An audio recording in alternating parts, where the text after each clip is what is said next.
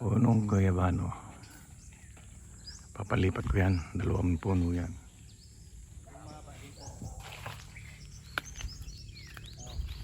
Yan, ilalatagan na ng beam.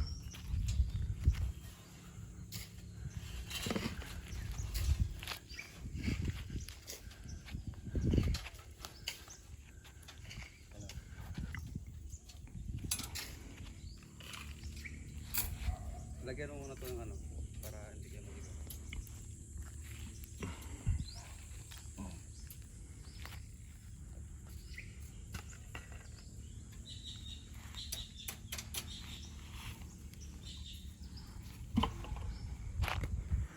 Kalamansi. 1, 2, 3, 4, 5. Ika-6, hindi na akin yung kay Felix na yun.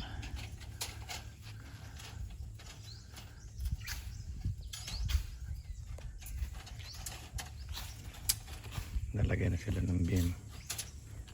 Nalagay na. Tapos yung isang kalamansi ando na sa corner. Pinalipat ko na ron. Buhay na siya.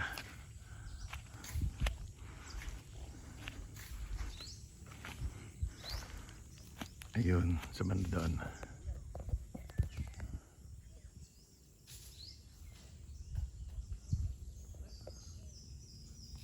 Katapat yan ng corner ng lote niya ate.